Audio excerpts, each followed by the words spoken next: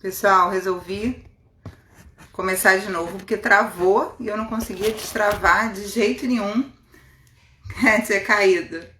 E aí eu queria que vocês me dessem feedback aí de novo. E vi aí pra galera voltar. Já convidei aqui o professor Fábio. Ah, Fábio, me escuta agora? tô escutando. Agora não tá travando mais. Ah, maravilha, maravilha. Galera vai. Obrigada, Renatinha. A galera vai voltando aí.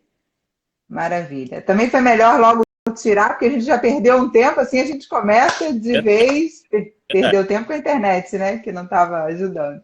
É bom Mas que agora vai fluir. zero o cronômetro. Isso, maravilha. Então a gente estava agradecendo os professores que estão aqui, ó. A Carlinha já voltou, a galera vai voltando. Obrigada, pessoal, por vocês estarem aí. Então vou te apresentar de novo, Fábio. Nossa, que Então, vezes. ser apresentado duas vezes, olha que maravilha. Vamos lá. É porque agora vai ficar gravado, né? Então quem for assistir depois vai estar sabendo aí que está com nós dois aí na fita. Vamos lá. Fábio Feitosa é fisioterapeuta, docente do Instituto Federal de Educação, Ciência e Tecnologia, IFRJ. Tem mestrado e está doutorando pela UFRJ. É coordenador da fisioterapia LPH, sócio-diretor da 20 Fisioterapia, Reabcard, Streaming Saúde, colaborador da fisioterapia do time Brasil, COB, e idealizador do projeto Padrinho Físico, e depois ele vai conversar com a gente sobre isso para explicar o que é esse super projeto. Então, agradecer a todo mundo aí que voltou, vários alunos queridos estão aí entrando, obrigada, pessoal. Fábio, eu queria que você falasse um pouquinho de você. Então, primeiro, te agradecer por você estar aqui. É uma grande honra a gente estar conversando. Queria que você falasse um pouquinho de você e como você entrou na fisioterapia esportiva. Conta aí para o pessoal Tá. como é que foi isso tudo. Então, mais uma vez, assim, eu que me sinto honrado por estar aqui, né, falando com você, é uma referência para mim também. É, Eu comecei na fisioterapia esportiva, acho que desde quando eu decidi fazer fisioterapia. Né? Então, eu acho que quando eu optei por fazer o curso de fisioterapia, eu já sabia que queria fazer fisioterapia esportiva. Eu lembro, Vanessa, que assim, eu morava longe, né? Eu morava lá em Nova Iguaçu. Longe não, depende do referencial, não é longe, né? Da onde eu moro hoje, Claro. eu morava longe de onde eu estudava. E aí eu via, antigamente, você lembra aquelas revistinhas do Crefito que era impressa, tipo jornalzinho? E eu ficava, então, lendo sobre fisioterapia esportiva, né? Eu falei, eu me via naquele momento, né? E aí eu queria muito, muito trabalhar com fisioterapia esportiva e fiz um pouco dos meus estudos, né? Sempre voltado, entendendo bastante. Mergulhei na fisiologia do exercício, mergulhei um pouquinho na ortopedia, mergulhei na disciplina de fisioterapia esportiva quando teve. Só que teve um período da minha vida que eu fiquei meio dividido, em que eu fiz iniciação científica lá no fundão, né? Foi quando eu comecei a trabalhar um pouco com ciência também.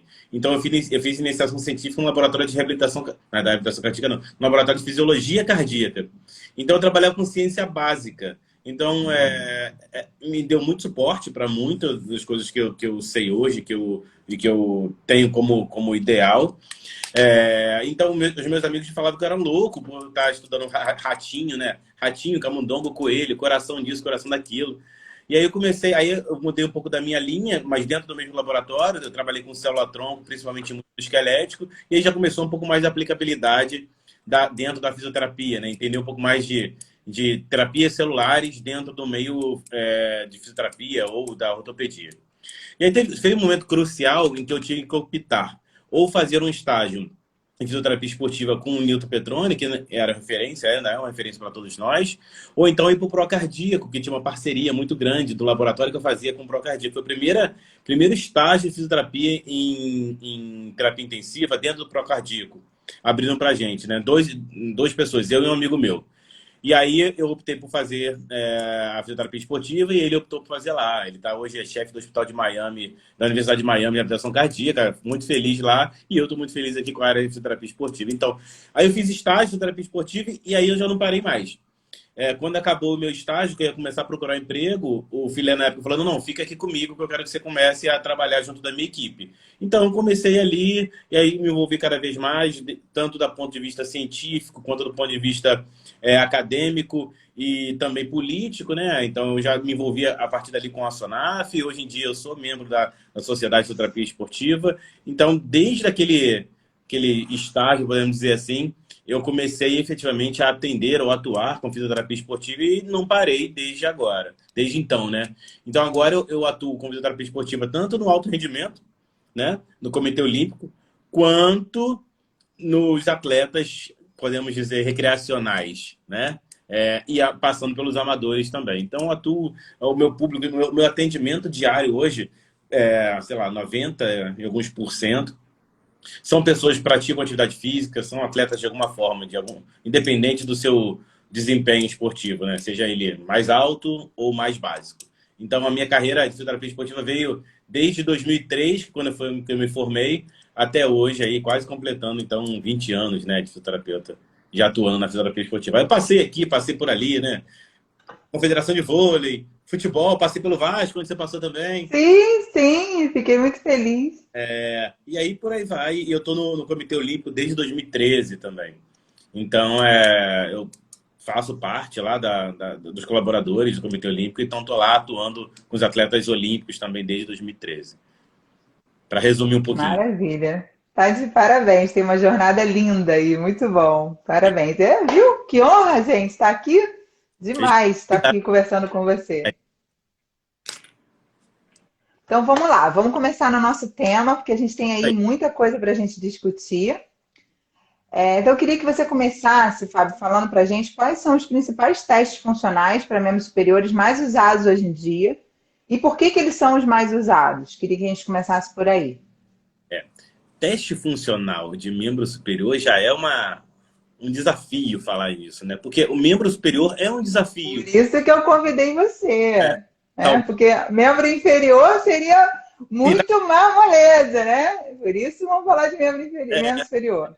O membro superior, ele por si só já é complexo, né? O grau de liberdade de movimento que você tem, a precisão para a execução dos movimentos, o controle que você tem que ter para executar bem o movimento, ele é muito complexo. Então, avaliar essa complexidade não é nada fácil, né? Entender, tentar de alguma forma inferir valores, critérios, estratégias mesmo de avaliação para esse componente ou para esse segmento, para essa unidade funcional, é muito complexa. Então, assim, a gente tem alguns testes hoje na literatura que já vêm sendo empregados com uma frequência alta em várias modalidades esportivas, em várias pessoas com várias patologias também. E a gente ainda está lutando, Vanessa, assim, para tentar ter pontos de cortes adequados, para a gente tentar ter reprodutibilidade bem grande desse teste e tentar com que esses testes realmente reflitam uma realidade. A gente, quando fala de teste funcional, a gente quer cada vez mais avaliar a função, né? Então, eu lembro lá antigamente, né, um pouco quando a gente estudava e tudo, o que a gente aprendia como teste de membro superior? Todos os testes ortopédicos, né? O Cipriano era o nosso livro de cabeceira, que a gente ficava ali o tempo inteiro para aprender o tempo inteiro, né? Então, assim, quando Tá sem som, Fábio. Agora voltou. mudou, voltou? Voltou. Quando a gente ia avaliar qualquer paciente, a gente pensava nos testes, né? Apley, Jobe, IERG, assim, você avalia a estrutura. E hoje em dia a gente mudou um pouco, graças a Deus, né? E a gente está cada vez mais tentando essa busca de uma avaliação da função. E avaliar a função do membro que faz tudo quanto é função é bem complicado. Muito complicado. Então, assim, começou-se historicamente com alguns testes, né, de avaliar talvez o movimento. Vamos avaliar o movimento. E aí, o clássico dos clássicos que a gente começa a falar, já era avaliado um pouco antes, era como que se comportava a escápula, né, na articulação escapulotorácica junto do membro superior quando executava alguma função. E aí, começou um bafafá, né? Avalia assim, avalia assado, avalia assim. Qual tipo? Né? Então, hoje em dia, você tem mais de 20 tipos de discinese escapular. Como que você vai dar um diagnóstico certeza, sendo que é totalmente subjetivo? Será que o que eu vejo é o que você vê? Né? Será que essa avaliação... Perfeita a sua colocação. Né? Assim, porque eu avalio grau 5, você não, eu acho que é grau 2. Aí começa, grau 2A, grau 2B, grau 3. Não dá. Então, assim, a gente hoje em dia está tentando sair um pouco dessa precisão, indo para uma coisa mais prática, né? E os testes eles têm que ser práticos, porque não adianta a gente ter milhões de testes com sensibilidade alta, especificidade baixa, ou especificidade alta, sensibilidade baixa, que não sei o que, reprodutível, não validado, reteste, se você não consegue aplicar isso na sua prática clínica. De que adianta ter um teste com inúmeros recursos se a maioria dos fisioterapeutas não conseguem reproduzir? Nada contra os locais que têm avaliações hiper high-tech para avaliar tudo. Eu tenho amigos e muito amigos que a gente discute isso, quase discute calorosamente essa chance. Assim, eu acho que para algumas... Mas não é a realidade de todo mundo, né? Na realidade, é fora da realidade da grande maioria. Fora da realidade, exatamente. Fora da realidade. Então, assim, eu defendo uma bandeira que acho muito interessante esses testes, leio bastante esse trabalho, nos dá subsídios, né? Até mesmo para criar oportunidades de testes que sejam execuíveis, né? Na sua clínica, no seu espaço pequeno, no seu espaço que não tem tanto poder aquisitivo para comprar, equipar uma sala com mais de, sei lá, 500 mil reais. Então, assim, a gente precisa entender um pouco disso. E aí começou-se a pensar no teste, e aí viu-se esse teste de cinese, e começou-se, então, a pensar, vamos avaliar, então, o desempenho, né? Já que não dá para avaliar movimento simples, né? Não dá, vamos avaliar um pouco do desempenho na realização de algumas tarefas. E aí começaram uns testes, tipo arremesso de bola sentado, teste em cadeia cinética fechada, teste de estabilidade e teste de controle motor. Eu não falei o nome dos testes ainda. A gente pode até falar daqui a pouco. Mas, assim, normalmente os testes vão avaliar isso. Força, estabilidade e mobilidade. E a mobilidade sobre a estabilidade. A estabilidade sobre a mobilidade. Então, os testes, eles avaliam isso. E é isso que a gente busca. Mas, ainda assim, a gente tem dificuldades de ter pontos de corte para determinada população. Então, se você está envolvido com um grupo de arremessadores, para alguns arremessadores você tem alguns testes que têm validade. Para outros você ainda não tem. Mas aí a gente começa a pensar na plausibilidade. Será que dá para aplicar também? Será que não vale? Que é melhor avaliar dessa forma do que não avaliar? Então, assim, os testes funcionais, eles vêm numa necessidade do fisioterapeuta tentar avaliar a função para sair do modelo médico, do modelo clínico. E aí a gente tem alguns testes, não vou falar que são muitos, são alguns testes que são rapidamente executáveis e outros que são mais complexos para a sua execução. Mas todos eles já têm a sua validade e podem sim ser aplicados dentro da prática clínica.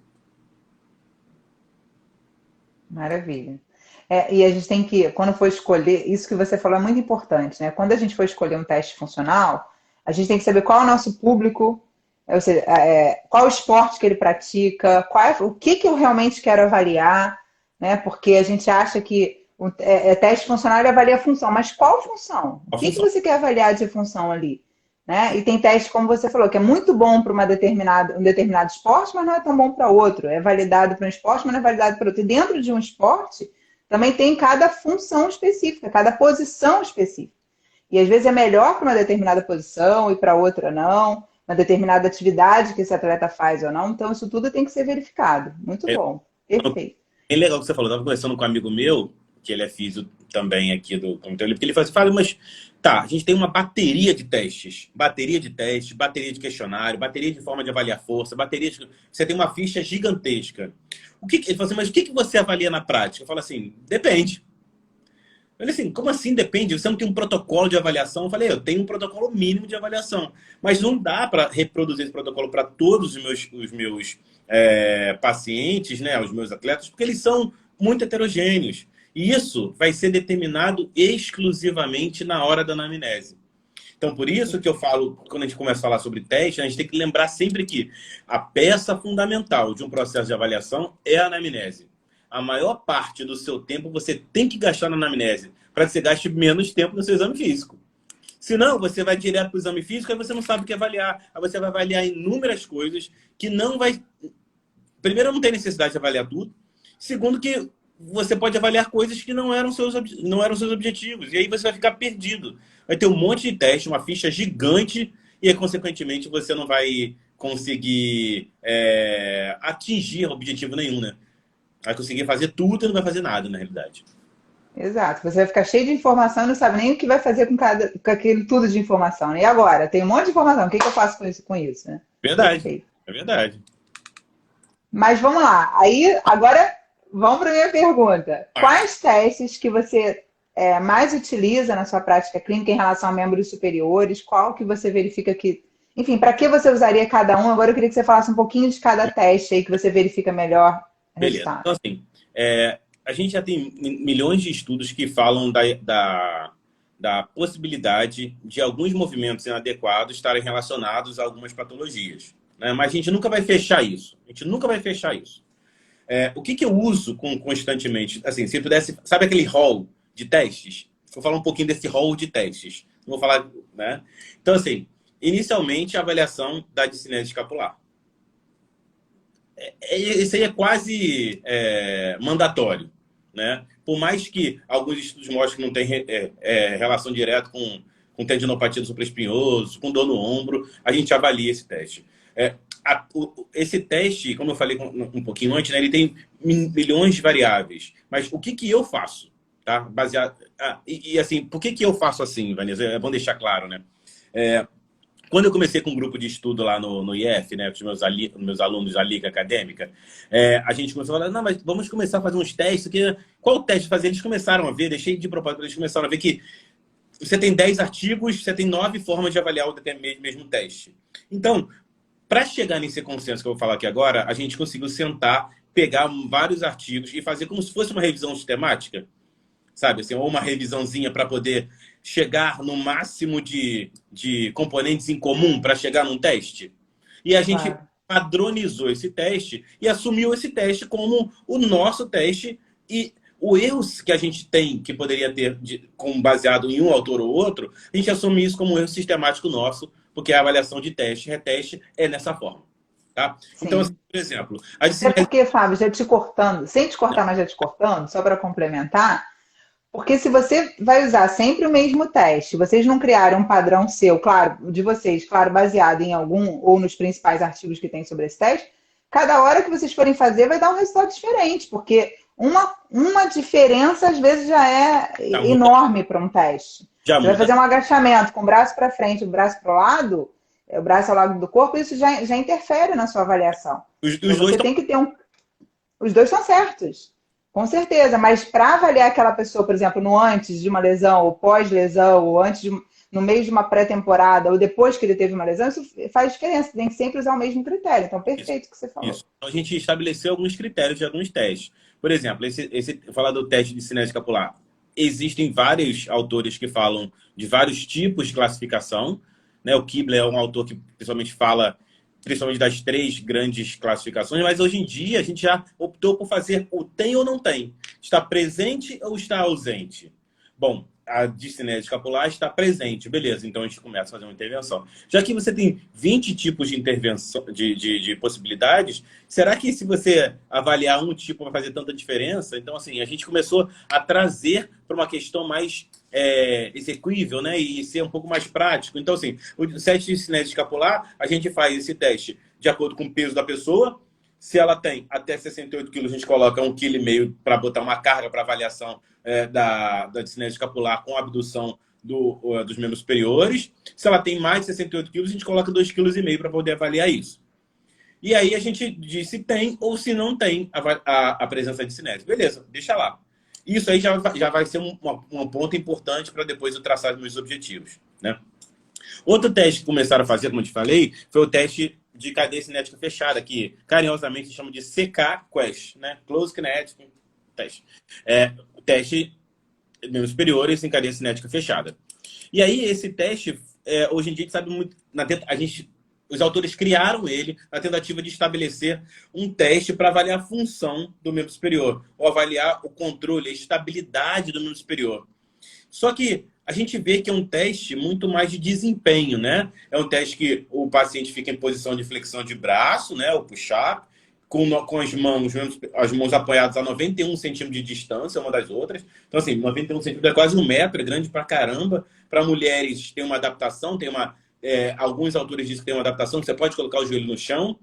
Um autor só falou que para mulheres consegue diminuir a distância, então a gente nem leva em consideração. Então a gente coloca 91 centímetros e vê o número máximo de toques que essa pessoa consegue dar numa mão na outra em 15 segundos. Ora, isso não avalia controle motor, isso avalia desempenho. Né? Então, assim, para desempenho do superior, coloca ali. Então, ele avalia tanto o desempenho do superior como estabilidade do core, né? E esse teste ele pode ser feito de 3 formas. Idade mensurada de 3 formas. O número máximo de toque. O número máximo de toques dividido pela altura para tentar padronizar uma equipe. Então, se você tem uma equipe, você quer ver como que aquela equipe está, você divide isso para ver o número máximo de toque relativo ao peso, à altura das pessoas.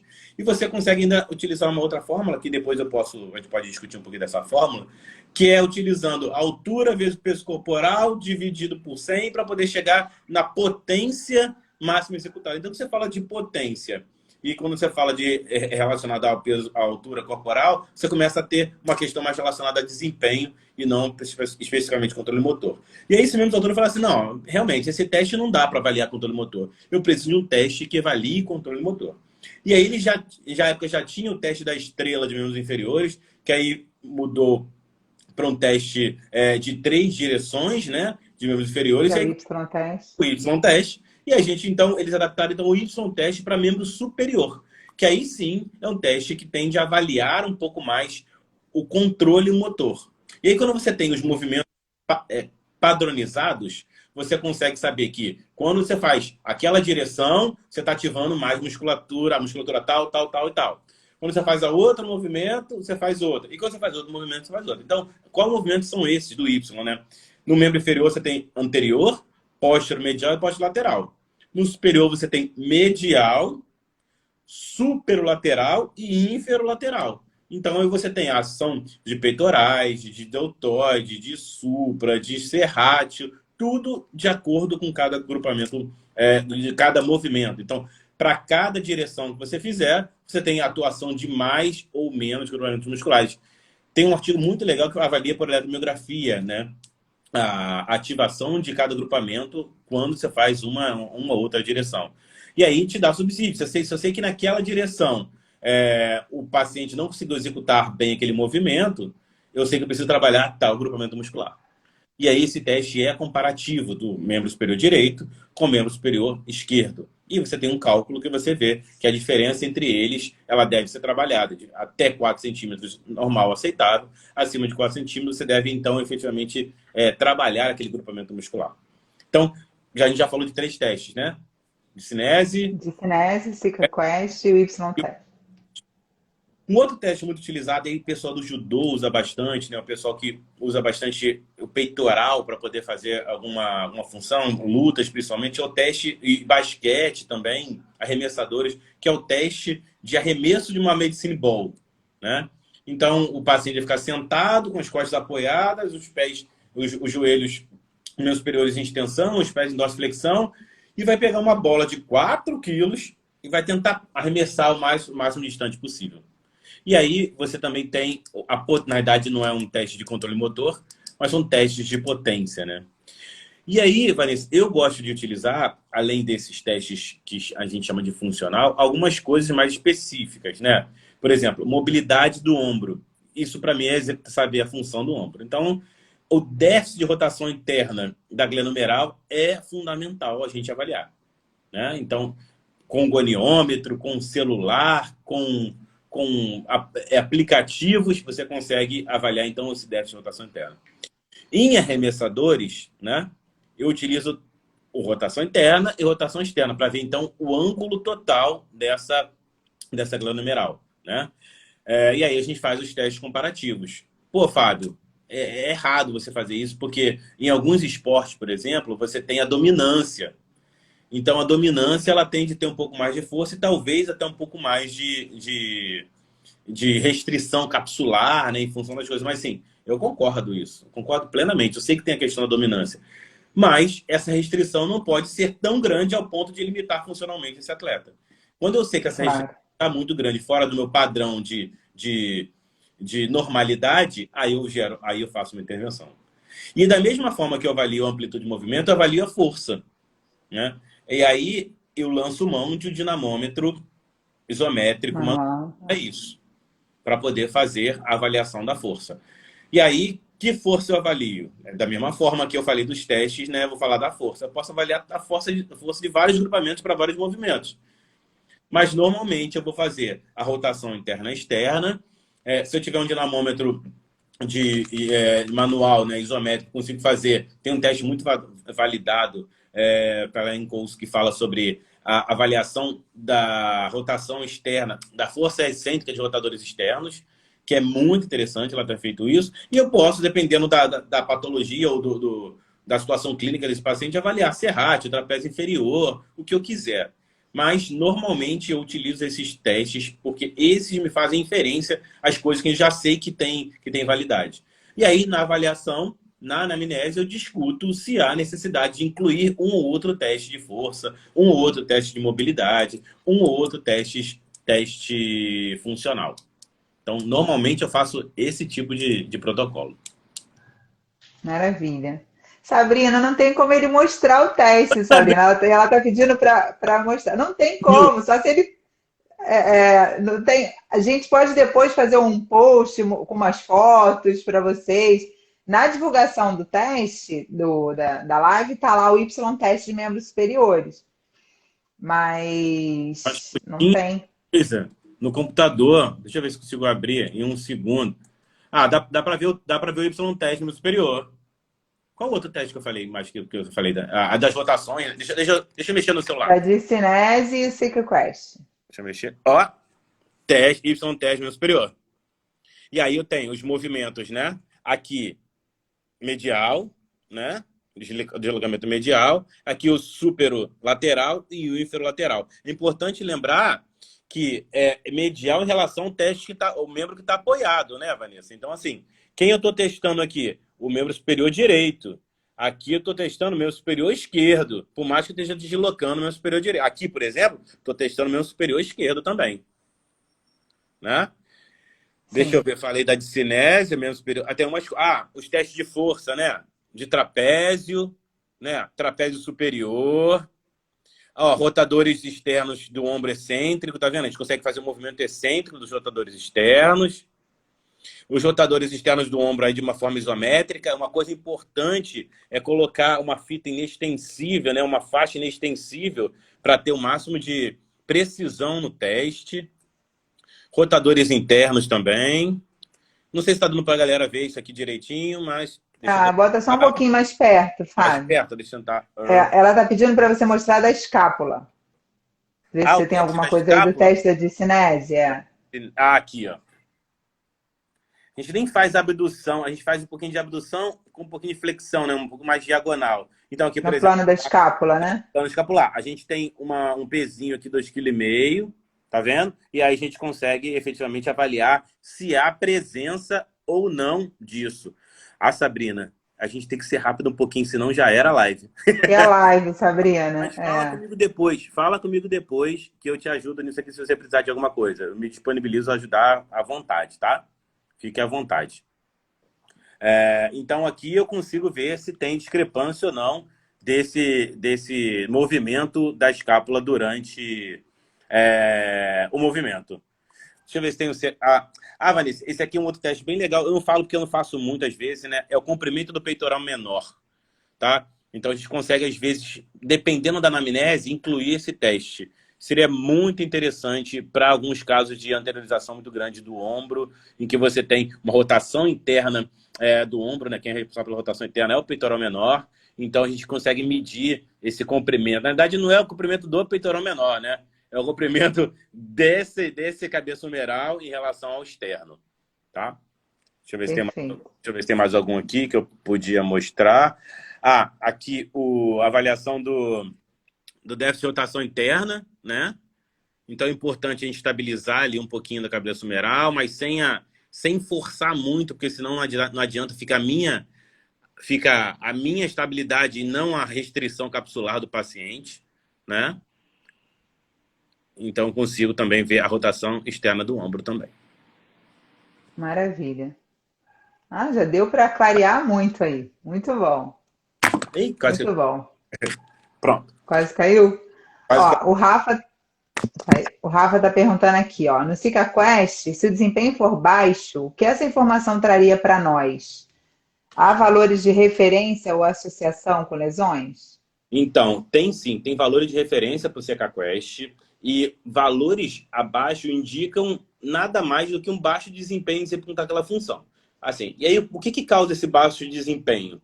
Pode ser dor, né? Pode ser déficit de mobilidade, pode ser falta de um controle motor adequado ou paciente com uma patologia que a gente ainda está em tratamento. Então, esses testes, eles servem para acompanhar o atleta. Né? Falando especificamente de atleta, e a Vanessa sabe muito bem disso, né? O bom seria que a gente tivesse todos os testes de todos os atletas previamente.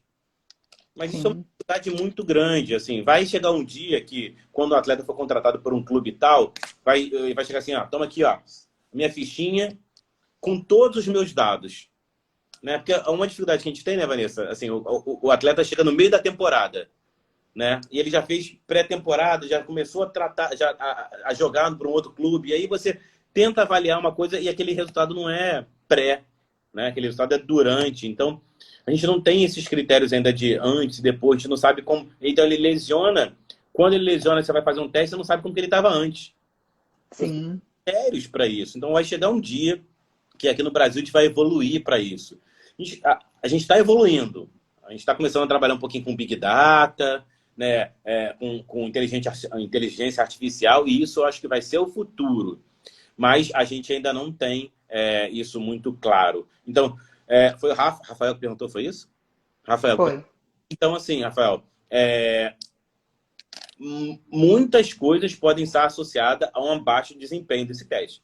Por isso que não existe nenhum teste que seja capaz de predizer ou estar relacionado a uma associação de uma lesão qualquer. E talvez nunca vai existir. Porque, como eu falei, como essas lesões e qualquer movimento, principalmente no superior, ele é muito complexo, um teste só não é capaz de predizer isso. Então você precisa ter uma associação entre esses testes para você então chegar num objetivo e fazer a sua intervenção de acordo com os seus objetivos. Maravilha. Muito bom. No meu Instagram, quando eu postei lá a nossa live, o Ricardo Lourenço colocou fez uma colocação que eu achei muito interessante. A maioria dos testes funcionais de membros superiores são realizados em cadeia cinética fechada, o que não representa a nossa funcionalidade. Eu queria que você falasse um pouquinho sobre isso, Fábio. Na minha realidade, às vezes representa a minha funcionalidade, sim. Por exemplo, eu tenho um atleta de ginástica. Depende da realidade de Eu cada um. adoro essa palavra, né? Eu tenho atletas de ginástica artística, por exemplo, de masculino, que utilizam bastante cadeia cinética fechada. Cavalo com alça, para barra paralela. Parada de mão. Então, assim, isso também é um pouco da minha realidade. Mas eu entendo o que ele quis dizer, né? É, assim, se a gente tivesse que excluir um teste de cadeia cinética fechada porque não seria a nossa realidade, talvez a gente tivesse que excluir também todos os nossos tratamentos que a gente faz em cadeia cinética fechada porque não é a nossa funcionalidade. E a gente faz isso o tempo inteiro porque, como a gente estava falando sempre, né? Devido à complexidade do controle motor do membro superior. É uma infinidade de movimento, é liberdade muito grande de movimento. E esses testes, eles tendem, de alguma forma, a avaliar esse controle motor de uma forma em que a gente, primeiro, utiliza na reabilitação. Então, é uma forma de você acompanhar também seu processo de reabilitação. E é uma forma de tentar, de alguma forma, mimetizar estratégias que você utiliza para gerar controle motor. Então, você, na era de gerar controle motor, você não coloca lá, assim, aquele mais básico, né, Vanessa? Assim, bola na parede, fico batendo na bola ali o tempo inteiro, né, para gerar um pouquinho de co-contração e controle motor. Você faz flexão de braço, você faz um membro apoiado, utiliza apoio na barra paralela, no espaldar, na parede, fazendo flexão de braço. Isso não são estratégias para a nossa reabilitação? Então, os testes, eles são utilizados para isso também. Se eu tenho uma lesão em que para eu reabilitar eu preciso passar por essas fases de controle motor, o meu teste precisa olhar isso. Porque senão não tenho nada que vai conseguir fazer. Então, assim, é uma dificuldade muito grande avaliar membro superior. até, vou falar o nome, não tem problema nenhum, sabe? O Gustavo, que é um grande amigo meu, Gustavo, da Biocinética, está tentando ainda gerar protocolos, né? Lá na IPH também está tentando gerar protocolos de avaliação 3D para avaliação do meu superior. A gente não consegue, sabe? Assim, a gente tem alguns protocolos já sendo estabilizados, já estabelecidos, sendo utilizados, mas não é uma realidade, porque não dá para avaliar totalmente essa realidade. A realidade é avaliada somente quando você está na função, naquela função. E a gente vai estar aos pouquinhos saindo de laboratórios e tentando avaliar o campo, né? E a gente que trabalha com fisioterapia esportiva, né, Vanessa? Assim, você vive isso o tempo inteiro. Se a gente não estiver lá dentro do campo, olhando aquele gestual, não adianta, não vai ser dentro da sua salinha de avaliação que você vai conseguir uma boa avaliação desse cara. Então, assim, acompanhar dia a dia é fundamental. Então, a resposta para o Ricardo na minha cabeça, simplesmente isso. Porque esses testes visam avaliar estabilidade, mobilidade, controle motor, acompanhar o processo de reabilitação, ter critérios como pode dizer, um critério para você ter um teste de estratificação de algumas disfunções durante o acompanhamento desse atleta sem lesão, para que quando ele tiver uma lesão você ter critérios, né, de como ele era pré-lesão e como que ele está agora e conseguir evoluir com o seu processo de recuperação. Perfeito. E você, eu queria que você falasse um pouquinho sobre os critérios de alta, Fábio. Você usa esses testes para o critério de alta? O que você falou dos testes ortopédicos foi fantástico, assim. Você relembrou o Cipriano. A gente era ortopedia pura, né? A ortopedia, os testes ortopédicos puramente era o que a gente fazia antigamente. E você falou que formou em 2003, eu me formei em 98. Então, o Ricardo aí. Então, antigamente... Tava ainda no pré-vestibular. Pois é, e quando eu me formei, já entrei no Vasco, a fisioterapia esportiva era de uma forma. A segunda vez que eu trabalhei lá, nossa, já mudou assim, deu um upgrade muito grande. E está evoluindo muito a fisioterapia esportiva, né? Então eu queria que você falasse um pouquinho sobre esses critérios de alta pra gente. Esse é um outro ponto sensível. Você só tá tocando, você me chamou para falar de questões sensíveis, né? Porque você é o cara. Pô, critério de alta, assim, antigamente a gente falava assim, tá bom ou tá ruim? Tá melhor ou tá pior? Tá com dor ou tá sem dor? Tá sem dor. Nosso critério era dor e amplitude de movimento, né? Ponto, era só isso. Hoje em dia a gente tem outros critérios que a gente consegue fazer isso, né? Então, assim, a força muscular restabelecida é fundamental, amplitude de movimento restabelecida é fundamental e diferenças desses testes restabelecidos também é fundamental. O que é restabelecido e o que é aceitável? No geral, a gente aceita uma diferença de até 10% entre um segmento que sofreu uma lesão e o segmento que não sofreu uma lesão. Então, força muscular, por exemplo, quando você chega no até 10%, pum, beleza, você tem uma segurança para liberar. Amplitude de movimento, quando você está dentro da normalidade ou tiver uma diferença dessa normalidade de até 10%, beleza. Se você tem esses testes, CK-Quest, Y-teste meio superior, arremesso da bola, aqueles testes de força, como eu falei, todos, força eu já falei, né? Com diferença de até 10%, aí sim você tem uma segurança em retorno ao esporte. Está falando do ponto de vista físico, funcional da fisioterapia. Só que hoje em dia a gente sabe que não é só isso. O paciente ele pode ter todos esses critérios, né, de testes restabelecidos dentro do padrão de normalidade e na hora de desempenhar a função ele não conseguir. Seja por alteração de movimento, seja por presença de dor somente naquela situação, ou seja por um fator psicológico, biopsicossocial que está realmente impedindo ele de executar aquela função. E aí a gente pode relembrar, ou tocar no assunto que você já falou bastante, né, com vários presentes da sua live, o Edmur, o Arthur, que é a questão da presença da dor ou da cinesiofobia.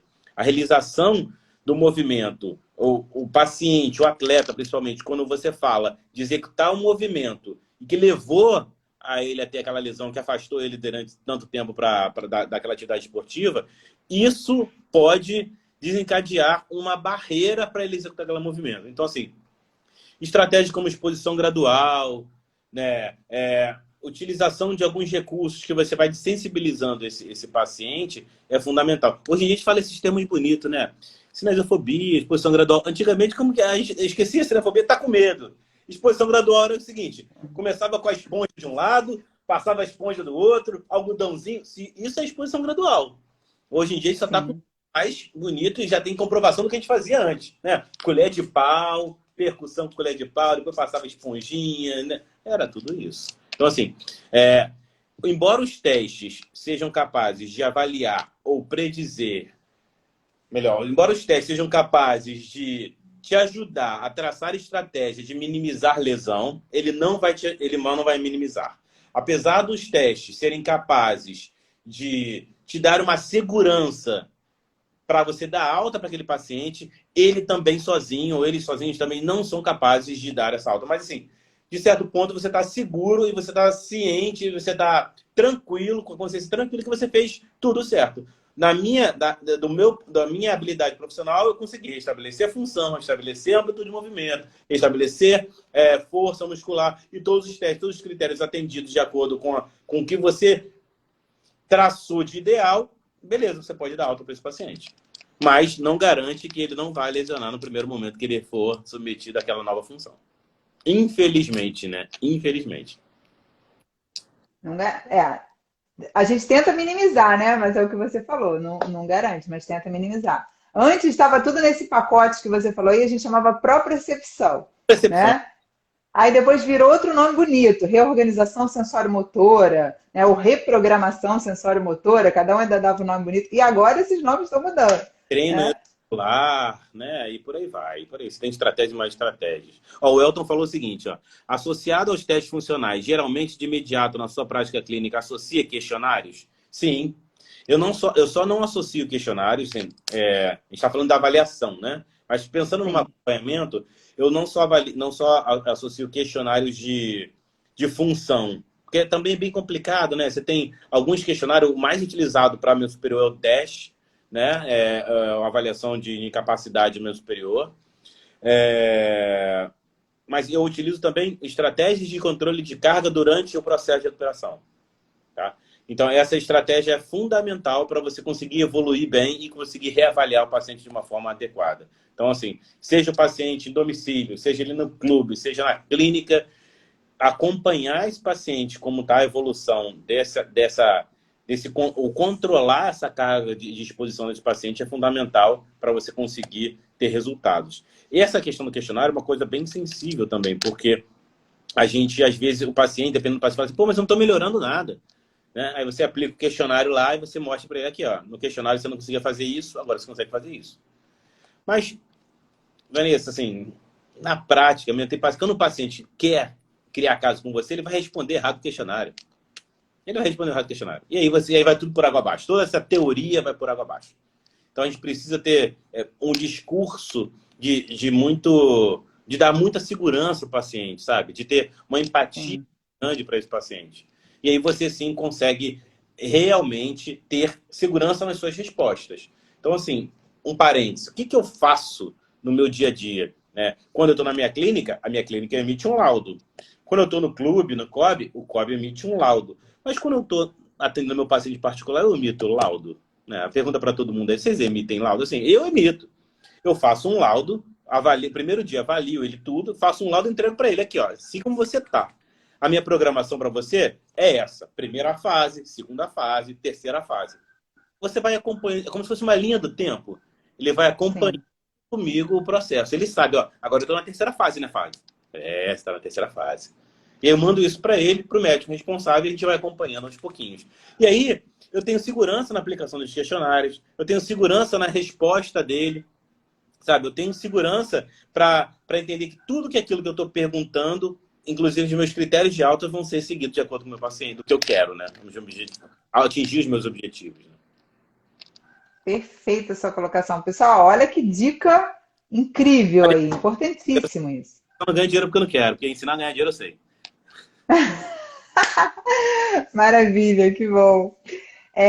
A gente já falou um pouquinho sobre isso, mas a gente ainda tem aqui um minutinho. Queria ver se é uma coisa mais que você queira complementar. Alguns testes avaliam características parecidas, porém eles têm peculiaridades diferentes. Então, eu queria que você falasse um pouco sobre isso para a gente, dos testes de membros superiores.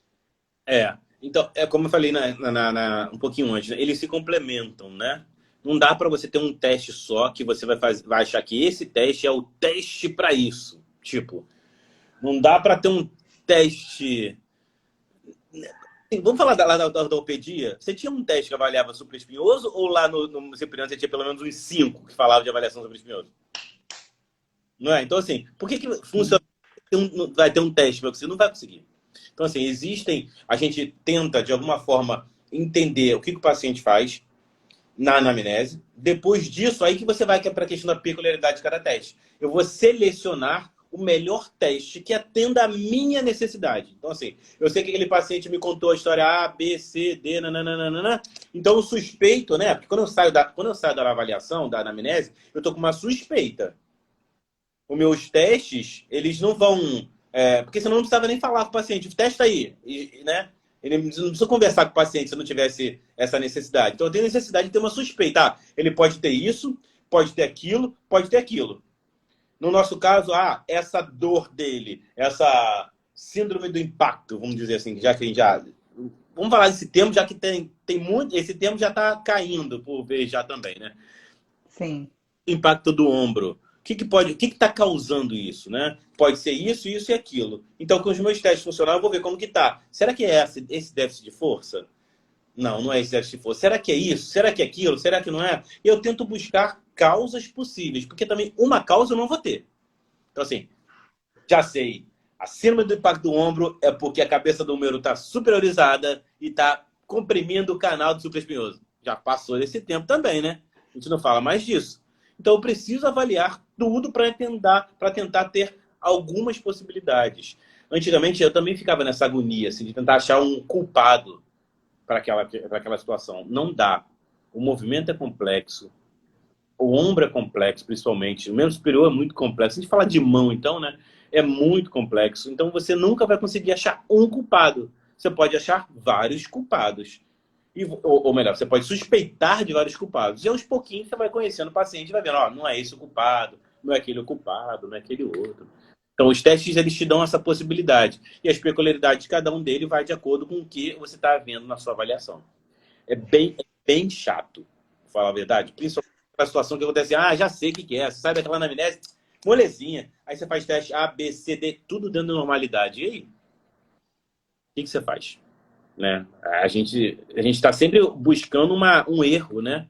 É sempre buscando o fora da normalidade para justificar a sua conduta. Mas quando está tudo dentro da normalidade, o que você faz? Precisa procurar uma causa que não a que você suspeitou.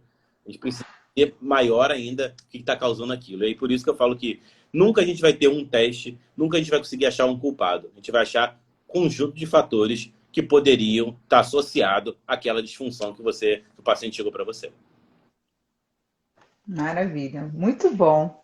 Só isso aí, pessoal, já dá. Vai ficar salva, Gil, não se preocupa, vai ficar salva. Só isso já dá uma live, né? Tá? Muito... Não. Fábio, daqui a pouco o nosso tempo está acabando. Eu queria que você falasse um pouco para a gente sobre o Padrinho Físio.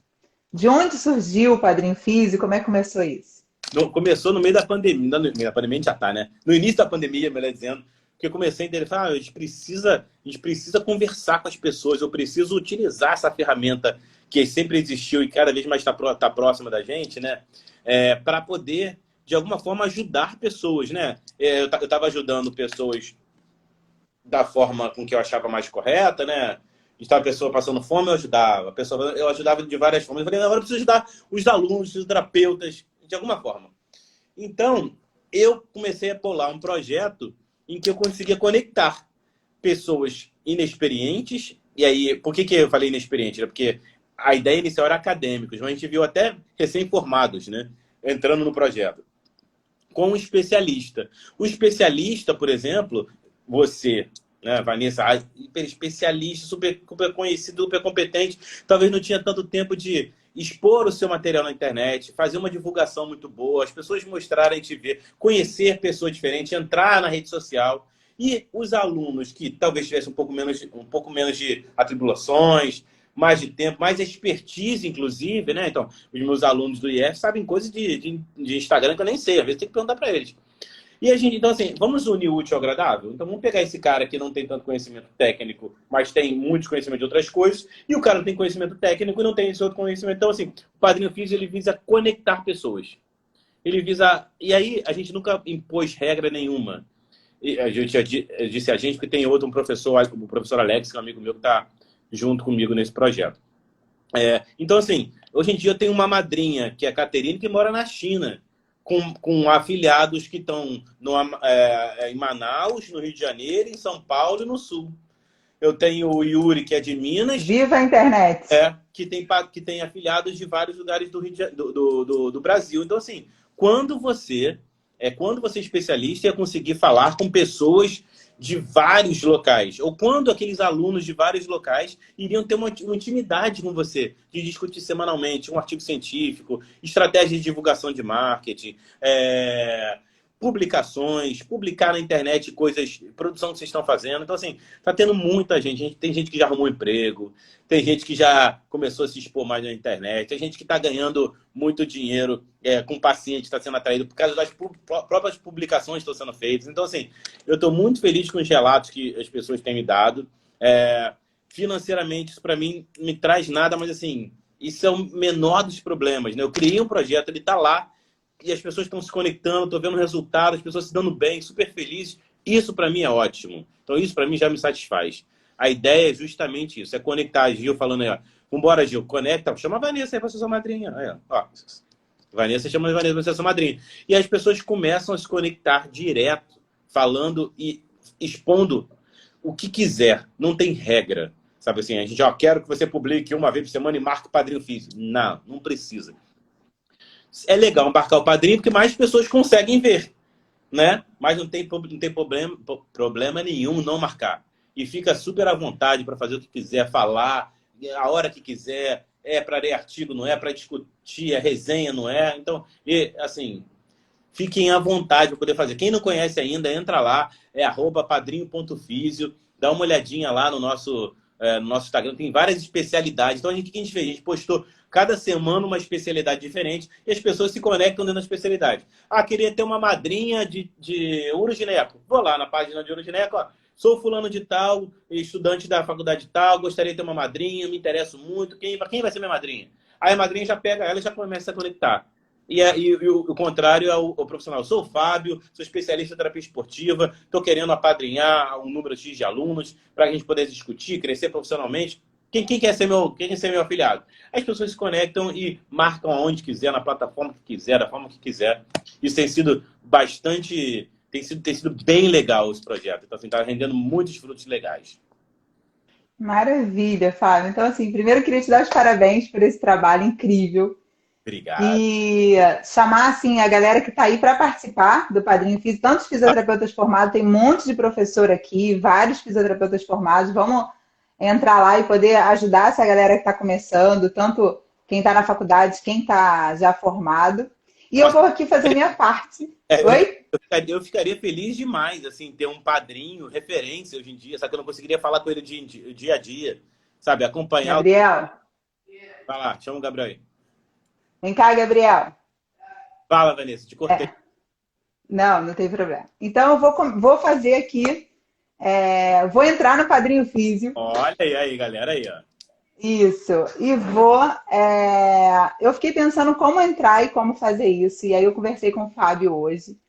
Então, tem duas pessoas que me acompanham as minhas lives e postam as minhas lives, tanto para ajudar a divulgar, tanto depois com foto do convidado, ajudando a divulgação das lives, que é a Renata e o Tailan. Tailan, você tá aí? Renatinha, eu sei que tá aí. Renata Sancosta? Renata Sancosta. Tailan tá aí? Renata. Escreve aí, Tailan, se você tá aí. E, Fábio, nesse final de semana, vai ter um curso de mobilização neural que eu vou dar, que todo mundo já deve ter visto aí a divulgação. E aí eu separei uma vaga para fazer um sorteio entre os dois. E aí, ó. Por quê? Por que entre os dois? Porque são, assim, sei que tem um monte de gente que me acompanha. Agradeço a todos, ó, o Tailan aí. Vai sorteio? Agradeço. Agradeço a todos que sempre me acompanham, mas eles, pessoal, estão aqui desde a primeira e eles vêm todas as lives, todas. Assim, quando não vêm, eles me dão satisfação. Sempre que Então, oi? sempre que eu posso, estou lá. Isso. E aí o Gabriel, vem cá, Gabriel.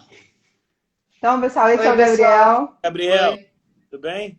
Então, para a gente colocar esse sorteio mais, né, emocionante, o Gabriel vai mostrar os dois papeizinhos do sorteio. Tailã, tal, fica ao contrário para vocês, né? E a Renata. Então a gente vai dobrar. Então quem for sorteado vai ganhar um curso gratuito esse final de semana. Vai estar lá como meu convidado para fazer o curso inteiro. Não é desconto não, hein? É o curso inteiro como meu convidado. E a gente, a partir de agora, vamos ter você, se vocês quiserem, claro, você madrinha dos dois. E vou abrir aí Olha! isso para... Todo mundo estabelece um número aí de afiliados aí, senão você vai ficar doida. Tá, vou estabelecer. Quanto geralmente é bom, Fábio? Me ensina aí. Aí é contigo. 10. Tá bom. Vamos começar com 5, Fábio. Vamos começar com 5. Isso. Ó, então vocês viram que eu dobrei. Tá aqui os dois. O Gabriel não, né? Tem aqui os dois, ó. Opa, pega ali. Caiu, voltou. Pega ali. E o Gabriel vai sortear e vai mostrar para vocês. Vai lá, Gabriel, pega um. Não, pega, não dá para você ver. Pega um. Abre e mostra para eles. Tchan, tchan, tchan, tchan. Renata! Ganhou o curso. Renata! Então, Renatinha, parabéns. Tailã, com certeza você vai estar em outros. Obrigada, no próximo. Tá? Dá tchau pra galera. Tchau. Obrigada. Então, Renatinha já tinha me falado que queria fazer o curso. Tailã, te sorteio outra hora, tá? Fábio, então assim, queria muito te agradecer pela oportunidade da gente estar junto. A minha irmã está falando, meu afilhado é lindo. Afilhado é que é afilhado, vamos falar deles, né? Então, vou dar alguns recadinhos antes de deixar você dar seu recado final. Então, pessoal, na semana que vem nós temos 2 lives. Uma live, eu que agradeço, Tailã, agradeço muito o carinho seu e da Renata de estarem sempre aqui comigo, de me ajudarem a postar. Se vocês quiserem, vou ser madrinha de vocês, com muita alegria. Formal. Isso. E vamos fazer tudo direitinho. Depois o Fábio vai me explicar tudo que eu tenho que fazer para a gente formalizar esse processo. E aí a gente coloca mais gente aí para a gente começar. Então, na semana que vem temos 2 lives. Segunda-feira, vou fazer uma live com um super ídolo meu. Estou muito feliz, com o Rogério Gozzi, uma pessoa que eu aprendi demais anatomia. Eu brinco que foi... Brinco de verdade, né? Que foi um dos melhores professores que eu tive dentro da fisioterapia, porque enquanto eu fazia osteopatia, eu escutava o tempo todo no trânsito as aulas dele. Então, foi um super professor, é um super professor para mim. E na quarta-feira, nosso horário de live normal, vou estar aqui com o professor Vinícius Nazaré e a gente vai conversar sobre oclusão vascular parcial. Ele é o único especialista no Rio de Janeiro no método CATSO, que é um método de oclusão vascular. Então, semana que vem, temos 2. Também. Oi? Tem muito pano para manga aí desse CATSO aí. Muito. Usa, então. Vamos discutir. Se quiser estar presente, sabe, já coloca umas perguntas aqui. Quarta é ótimo para mim. Isso, vai ser maravilhoso. Pessoal, então, Fábio, dá seu recado final antes de eu finalizar aqui. Quero te agradecer demais, foi uma honra, Fábio. Eu te admiro muito, tenho muito orgulho, enfim, de cada convite que você já me fez para palestrar. Muito convite da gente, muito feliz da gente ter essa proximidade. Muito obrigada. Eu que agradeço, Vanessa. Assim, acabei de ver que a Caterine lá da China acabou de publicar uma coisa no Padrinho Físico, por sinal. Acabou de mandar aqui agora. Eu que agradeço, foi uma honra assim, estar participando com você, sabe? Assim, eu sempre aprendo, sempre, como eu falei com você, sempre... e vou sempre estar disponível para quando você quiser bater um papo, sabe? Formal ou informal. Você é uma referência para todos nós aqui na fisioterapia esportiva. Não só como profissional, mas como pessoa também, sabe? Assim, a sua forma de ministrar aula, de falar com as pessoas, seu carinho, assim, é único. Então, todo mundo adora você. Eu também faço parte desse todo mundo. Agradecer a todo mundo que pôde interagir aqui, que a gente possa continuar esse bate-papo depois. Quem quiser entrar em contato comigo, tem aí no meu Instagram, manda mensagem lá que eu vou sempre responder. Bom ver pessoas aqui que eu não vejo há muito tempo, não falo há muito tempo. Sabrina, sei lá quanto tempo que eu não falo com a Sabrina. Marquinhos, vários outros professores também. Então, assim, sigam o Padrinho Físio, que é bem legal, sabe? O projeto está muito legal, tá cada vez mais crescendo.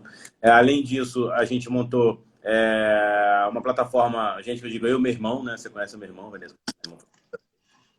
Foi meu estagiário, um querido também, Felipe. A gente montou uma plataforma virtual, né? Que eu já conversei um tempo atrás, vai conversar um pouco depois, que é uma plataforma de cursos online voltada especificamente para a área da saúde. Diferente de todas as outras plataformas que existem já por aí, que você tem curso de MBA, como tocar piano, passando por anatomia palpatória, né? E aí, esse que é o Streaming Saúde, também sigam lá para vocês darem uma olhadinha. É uma plataforma totalmente voltada para a área da saúde, né? Os cursos não são gravados, são cursos ao vivo o tempo inteiro, com interação. E aí é uma coisa bem legal que a gente está começando a desenvolver isso aos pouquinhos. E assim, meu muito obrigado. Como que é mesmo a plataforma, Fábio? Repete, por favor. Saúde. Extreme Saúde? Streaming de... Streaming. Depois eu boto lá também na minha no meu feed lá direitinho para vocês. Assim, eu fico muito feliz assim de você estar desenvolvendo esse trabalho, sabe? Assim, é sensacional. Você tira um pouquinho do seu dia para poder falar um pouquinho com as pessoas. As pessoas se sentem mais acolhidas, se sentem mais próximas, né? A gente está precisando muito de pessoas assim, como você que traz esse conteúdo científico com um cunho muito mais de acolhimento do que de vaidade, falar que sabe, né? Você é uma pessoa que sabe muito e que nunca deixou esse conhecimento ultrapassar os seus princípios. Isso é uma coisa que eu admiro muito nas pessoas, tento seguir isso também. E que a gente possa continuar batendo esse papo, a gente possa continuar presente nos eventos um dos outros, a gente sempre se convida para os Sempre um convidando o outro, maravilhoso. E quem cresce muito é a fisioterapia esportiva, que deve muito também ao seu trabalho de vanguarda e tudo que você já pôde fazer. Eu agradeço muito todos os presentes, a você também. E que quem puder, quem quiser saber um pouquinho mais, conversar um pouquinho mais, estou sempre disponível quando vocês quiserem bater esse papo. Maravilha.